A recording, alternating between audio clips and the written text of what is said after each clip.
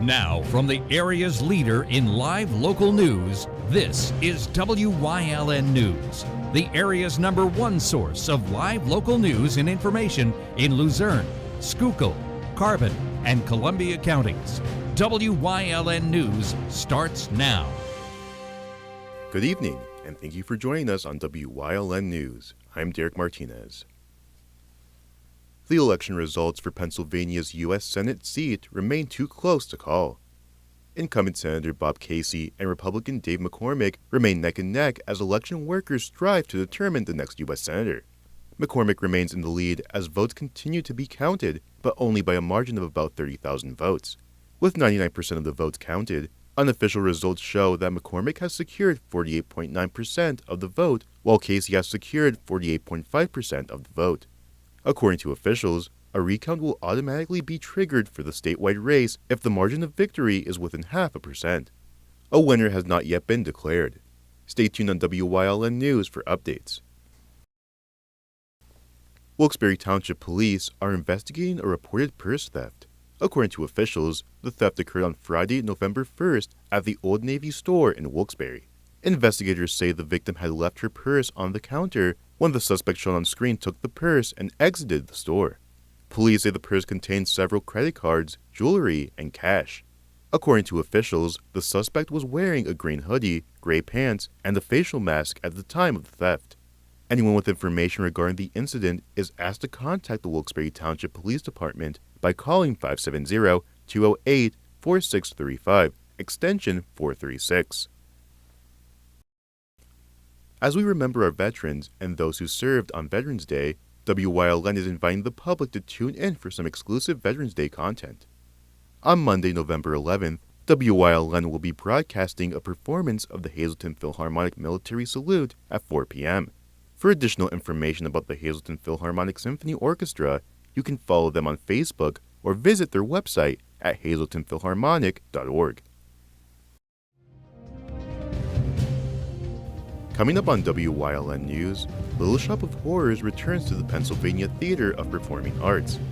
Plus, the Hazleton Public Transit Office announces an upcoming closure for Veterans Day. But first, we'll take a look at our 5-day forecast brought to you by the WYLN Weather Kids. We'll be right back.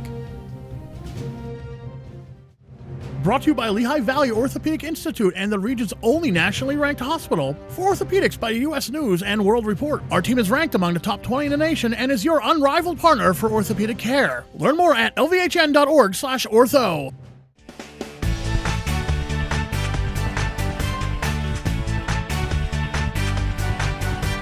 My name is Alexander Bonomo, and tomorrow's forecast is sunny.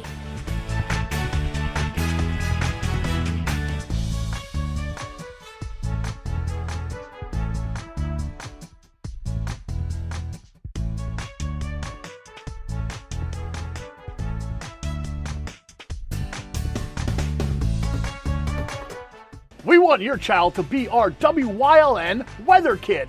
Your child can be our feature weather reporter of the day on WYLN News and WYLN social media posts just by using your smartphone or any video recording device. It's easy. All ages are welcome, from toddlers to teens. To find out how, go to the weather section of WYLNTV.com or look for our post about it on the WYLN News Facebook page. Submit your Weather Kid video today.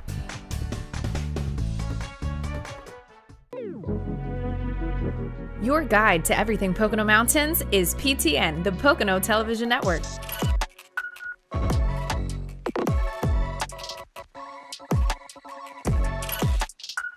Tune in and see all the unique places to stay and things to do in the Pocono Mountains.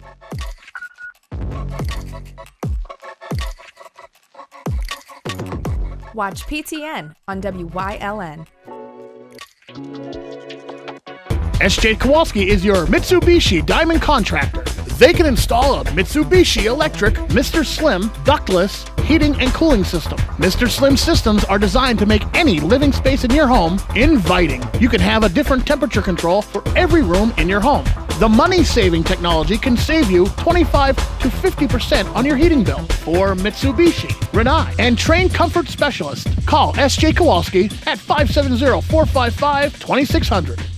WYLN TV 35 is expanding and is on the hunt for a dynamic salesperson to join our vibrant team. If you've got the passion and the drive, we want to hear from you. Send your resume to the email displayed on your screen.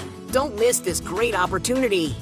The American Cancer Society Greater Hazleton Unit's 46th Annual Telethon, working together in 2024, sweeping cancer out the door, will be held Saturday, November 23rd from 11 a.m. to 11 p.m. at the Pennsylvania Theater of Performing Arts and broadcast live on WYLN TV 35. Make sure you tune in for all the entertainment and make a pledge. That's the 46th Annual Telethon, live on WYLN TV 35, November 23rd. Like and follow WYLN News on Facebook for the WYLN News Midday Update, posted daily between noon and 2 p.m., powered by Lehigh Valley Health Network. When it's serious, there's only one health network with seriously innovative health institutes.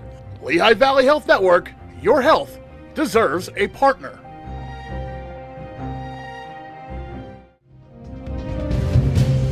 Welcome back to WYLN News. The popular sci-fi horror comedy Little Shop of Horrors is returning to the Pennsylvania Theater of Performing Arts this weekend. The performance will take place at the historic J.J. Ferreira Center located at 212 West Broad Street in Hazleton. The show tells the story of a floral assistant who stumbles across a new breed of intelligent plant that feeds on human blood. The show will be performed from Friday, November 8th through Sunday, November 10th. The Friday and Saturday night performances will begin at 7 p.m., and the Sunday matinee will begin at 3 p.m. Tickets can be purchased at the PTPA box office or at ptpashows.org. The City of Hazleton has announced that the Hazleton Public Transit Office will be closed on Monday, November 11th, in observance of Veterans Day. During the holiday, the Church Street Station will remain open and the buses will still be running. Regular office hours will resume on Tuesday, November 12th. The American Cancer Society Telethon is returning to Hazleton on Saturday, November 23rd. The live event will run from 11 a.m. to 11 p.m. at the Pennsylvania Theater of Performing Arts, located at 212 West Broad Street in Hazleton. The program will also be broadcast live on WYLN and streamed onto the WYLN TV 35 YouTube channel. This year's theme is Sweeping Cancer Out the Door. To make a pledge, you can call 570-459-1212. Coming up on Whitehaven's News Choice, Chris Fomer leads us down the path through history with Mount Carmel Part 3. Plus, we learn about a local cancer benefit coming to Hazel Township on Community and You. And stay right here on WYLN. We'll be right back. FNL Doors, your trusted overhead door supplier for over 50 years, providing quality products and services to Eastern PA and beyond with 2 strategic locations. They carry garage doors from leading manufacturers in the industry like Rainer. They guarantee parts and service for your home or business, from new construction to replacement doors, inspections, and service calls. FNL Doors stands behind every job, taking pride in the work they do. Call 800-344-DOOR or visit FNL Doors online at fldoors.com or visit their showrooms in Hazel Township or Schuylkill Haven. Penn State Hazleton is improving the lives of others, starting in our community. Providing degrees that meet the needs of the area. Fueling entrepreneurship and contributing more than $36 million annually to the state's economy. Researching the health of our local ecosystem on the Susquehanna River. Together, our impact keeps growing, backed by the strength of 24 campuses and 700,000 alumni. Do you like craft beer? Do you want to learn the right way to sample wine? How about checking out a restaurant with a unique flavor or a crazy food challenge? These are just some of the things we are featuring on Wine, Hops, and Road Stops. So, spend some time learning about great wine, great beer, and great food on WYLN TV 35.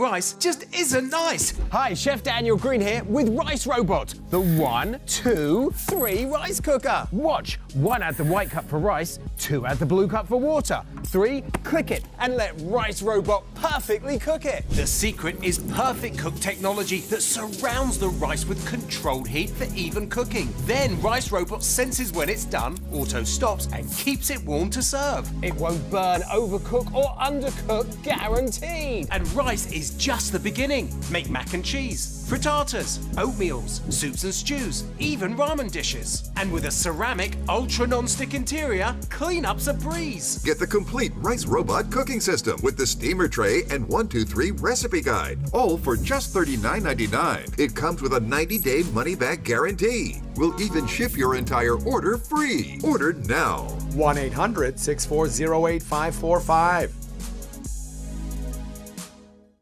Hey, did you know WYLN posts news stories and other bonus content on social media all week long? The Weather Kids, Fresh from the Farm, Everyday Heroes, Let's Talk Sports, Feel Good Friday, daily news stories, and more. Visit WYLNTV.com, Facebook, and YouTube to check it out. WYLN, the local leader on social media. We're your local network. A Path Through History is sponsored by the Old Jail Museum, 128 West Broad Street in Jim Thorpe. Call 570-325-5259 or visit them online at theoldjailmuseum.com.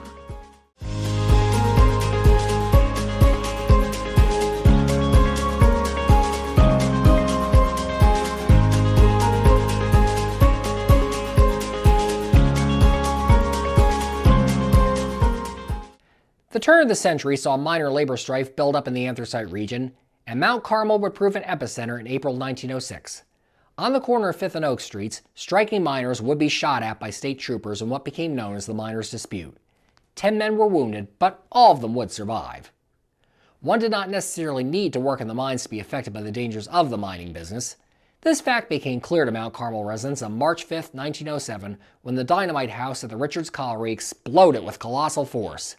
The building had housed 5,000 pounds of dynamite and 60 kegs of black powder, among other explosives. The blast left a 15-foot crater where the dynamite house had been, and also destroyed the supply houses and office building at the Richards Colliery. The colliery's carpenter and blacksmith shops were also damaged. The explosion was powerful enough to rattle houses in Mount Carmel proper, and shatter plate glass windows all along Oak Street. 19 men at the colliery were injured, and one, Louis Dowie, would later pass on from a fractured skull. An investigation afterwards could not conclusively pin down the cause of the explosion, although it laid out the possibility that either steam pipes in the dynamite house had gotten too hot and triggered the explosives, or that rats chewing on the blasting caps had set them off. It was also around the turn of the century that one of Mount Carmel's ghost stories would begin. On July 10, 1903, recent Lithuanian immigrant Annie Metskis was picking huckleberries in the grounds of the Reliance Colliery, hoping to sell enough to pay for her husband's journey to America. It was then that a terrible thunderstorm swept over the town. Metskis ran for cover, eventually reaching the nearest schoolhouse. Maintenance man Frank Lewis was working on the building at the time and tried to tell her to take cover in the nearby coal shed. Metskis, however, did not understand English and instead continued running up the street toward a grove of trees. Several hours later, that was where her body was found face down, having been fatally struck by lightning, the strike having been so powerful that the soles of her shoes were blown clean off, and the pail she'd been carrying was completely crushed. Soon after, reports began of a spectral figure of a woman appearing around the Reliance Colliery, one which would ultimately disappear in a blinding flash of light. Annie Metskis rests today unmarked in Mount Carmel Cemetery, and perhaps her spirit still walks the town to this day. Moviegoers in Mount Carmel would have several options to view motion pictures in the early part of the 20th century. The grandest of them all was the Victoria Theater, which was built by William H. Lee around 1912 on West 3rd Street between Pear and Maple Streets. It would later be run by Victoria Amusement Enterprises, which additionally ran 2 other Victoria theaters in Shamokin and Monroe City. The screen was enlarged in 1953 as part of a general upgrade. The Victoria closed around 1970 and was demolished soon afterwards to be replaced by a bank. More intimate was the State Theater, which was adapted from the earlier Grand Army of the Republic Opera House. It ceased operations in the 1950s, and the Mount Carmel Post Office now stands on site. There was also for a few years the Theatorium on South Oak Street, which originally opened on August 28, 1907. Its capacity was expanded in 1912 to have room for 700 patrons, 500 in the main level and 200 in the balcony. The opening of the Grander Victoria Theatre would spell the end for the Theatorium, which closed in January 1925. The Central Cigar Store and Billiard Parlor, and later the Kinney Shoe Store, would later stand on its site. A few years prior, Mount Carmel had been the shooting location of an early movie. The mover behind the film was local promoter Felix Albert Lurch, who ran numerous local contests to advertise the Mount Carmel area. Taking note of the increasing popularity of motion pictures, Lurch decided to get into the movie business in 1916, with the intent of using local actors and locations to cut down the usually high costs of starring in a studio. After testing out filmmaking with a pair of 20-minute films shot as part of another contest, Lurch ran office space in Mount Carmel's Guarantee Trust Building and hired a film crew from New York, planning to make a 5-reel epic picture. Lurch then offered a $20 gold coin as a prize for the person who could write the best screenplay, with the stipulation it had to be 500 words in length and feature as the main character a woman named Flo. The winning entry, by William Hobbs, would be titled A Romance of the Coalfields. To cast his epic, Lurch held another contest, with a prize of $50 offered to the winner as chosen by voters. Ultimately, with 408,190 votes cast for her, Mount Carmel's Verna Wydra, who had performed in numerous stage shows in the borough in previous years, won the honor of starring as Flo Barson in the film. Her brother Frank Wydra won the right, with 470,400 votes to his name, to play leading man Jack Parmley, while the second-place male contender, Mount Carmel firefighter Luke Buckey, would get to play the film's villain, originally named Tough Andy in the script, as a consolation prize. Filming began on June 28, 1916, with exterior shots filmed all over Mount Carmel. While rainy weather would wipe out attempts to film crowd scenes, the picture came along slowly but surely. A real bomb was constructed and detonated for a scene involving dynamite, and Luke Buckey would get a little too into his role as the villain, at one point tossing the actor playing his henchman down a mine shaft for added effect. Lurch's dreams of a major epic would be curtailed when the Philadelphia Movie Editing Board ultimately cut his magnum opus down to 40 minutes in length. Nonetheless, A Romance of the Coalfields was seen by nearly everyone in Mount Carmel when it premiered at the Theatorium on July 24, 1916. It would later be exhibited in New York City as well. Mount Carmel town fathers hoped for a time the film would make the community a nexus of filmmaking, but ultimately the industry would take root further west in Southern California. Felix Lurch would make no further movies, eventually becoming a longtime advertising executive in New England. It is believed that A Romance of the Coalfields has been lost to history, given how quickly early motion picture film degraded over time. The original route of the Center Turnpike through Mount Carmel went through a floodplain and diagonally up the town through Locust Mountain. By 1930, community leaders wanted a more direct approach to the town, as well as to eliminate at-grade crossings of the Lehigh Valley and Pennsylvania railroads. And so a viaduct was built in 1930 on the west end of the borough, carrying automobiles safely over the tracks. A new viaduct was built to replace it in 2003, despite both sets of railroad tracks by then being long gone. 1934 would also see the opening of one of Mount Carmel's landmark eateries when Matucci's Willow Cafe began serving guests on West 4th Street. It remains in business for patrons today. The beginning and the end of the age for coal were beginning to rumble around 1930. King Coal, however, still had much to give to the area. The massive Locust Summit Breaker, a twin to Monterey City's St. Nicholas Breaker, opened for operation in March of that year. The two twin breakers were recognized as the largest in the world at the time of their completion. Built by the Philadelphia and Rain Coal and Iron Company at a cost of $4 million, the Locust Summit Breaker had the capacity to process 1,600 tons of coal an hour and 12,000 square feet of shaker decks for sizing the coal. 42 separate sets of tracks brought the coal to the breaker, and at its peak, its employees worked 3 shifts to process 15,000 tons of coal a day. Time, however, was not on the side of coal mining by this point, and the Locust Summit Breaker's days would be numbered. It closed in 1955, putting 1,700 employees out of work. The breaker then stood idle for decades afterwards until it was finally torn down in 2002.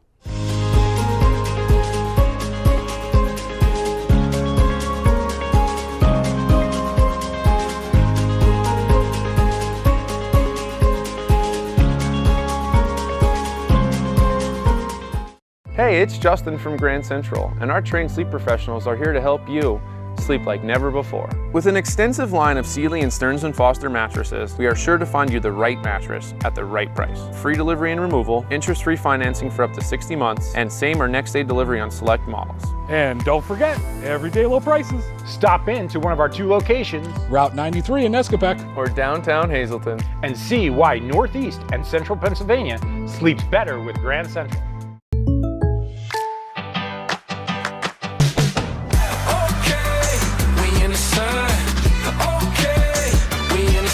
Contact Pete Kasalika for a home and auto quote today. Your guide to everything Pocono Mountains is PTN, the Pocono Television Network.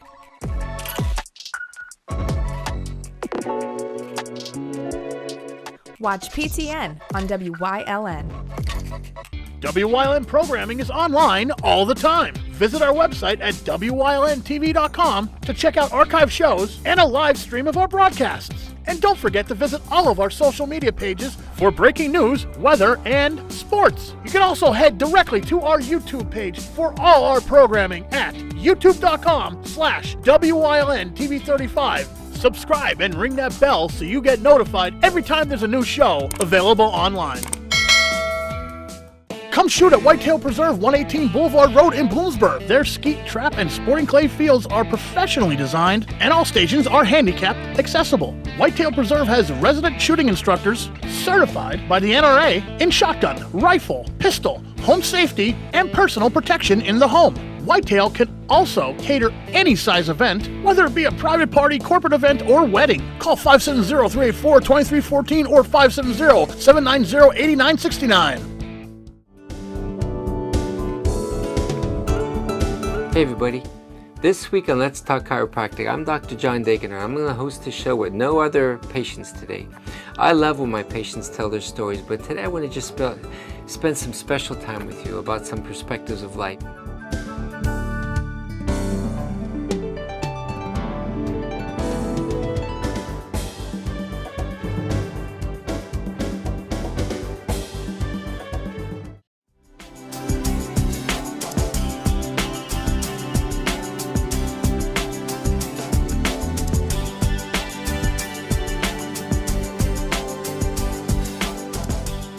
Welcome back to Community and You. Today I'm joined here with Samantha Giorca, who is the owner of a Smart Start Daycare here in Hazleton. Samantha, how's it going today? It's going good. Thanks for having me on today. Absolutely. So what we're here to talk about today is an upcoming fundraising event that you have, which is associated with both your daycare and the CARES Association that you used to also started.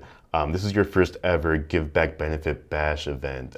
This is a very exciting event that's coming here very soon in Hazel Township. And I know it's the purpose of it is to raise money for a really great cause for a very wonderful person here in the community. So if you can just tell us more about the event. Sure. I just wanted to start by saying 3 years ago when I opened the daycare, it was always in our vision to be able to find a way to give back to our community in a meaningful way. And at that time, we didn't really know what we were going to do or how we were going to do it. And just a few months ago, we learned about Michelle's diagnosis. So it kind of like really secured it for us that this was our go-ahead to get started. At that time, we did start a Smart Start Cares. We wanted to branch off of the daycare name, but keep it its own nonprofit. So we did start it. We do have our event coming up for Michelle. It's something that we're very excited about.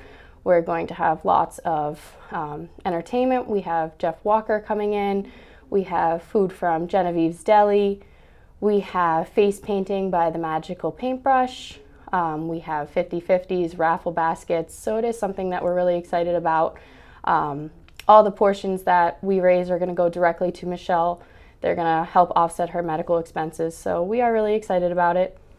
And right now, the support that we've already seen is tremendous, so we are really excited for the turnout for it as well. Definitely sounds very exciting. A lot of great food, a lot of great events here happening there. And when it comes to Michelle Nelson, the person that you're raising the funds for this event for, what has her role been when it comes to all of this, and why specifically her have we chosen to support with this event?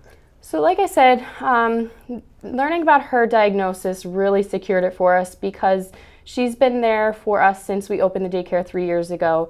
Her granddaughter was actually enrolled on day one. So she's been very close-knit. She's supported us as we grew up to this level.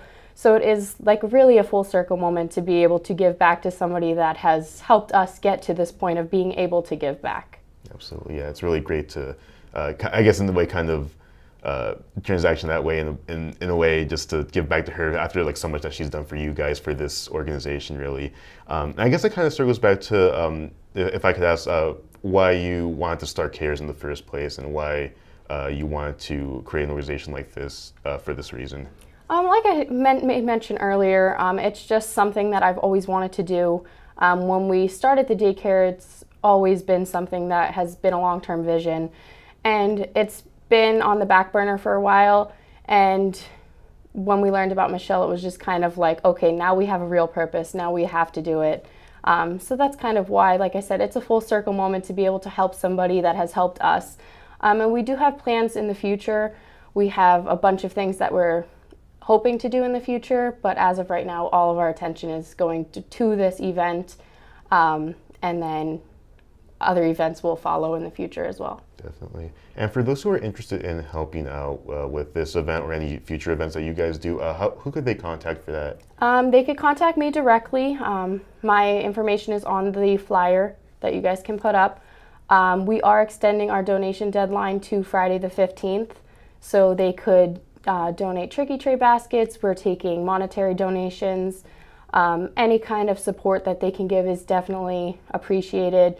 If they can come out to the event, if they can share the event either on social media or with their friends and family, any kind of help that they can provide is greatly appreciated. Absolutely, yeah. Thank you for providing that information for us. And I realize I should have asked this probably a lot earlier, but where and when will this event take place for those interested in attending the event? Oh, sure.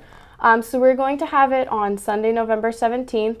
It's going to be at the Harwood Fire Company, and it's going to be from 12 noon until 5 p.m. We're going to start drawing the tricky trays at 4 p.m., but we are going to do those live on Facebook, so if anybody can't stay for the whole event, they'll still be able to see the winners live. Awesome. Sounds like it's going to be a really fun event there. So yeah, again, as Samantha said, for those interested in attending the event, we'll be happening on November 17th at the Harwood Fire Company here in Hazel Township. And once again, I want to thank Samantha for joining us here on Community and You. We'll see you next time.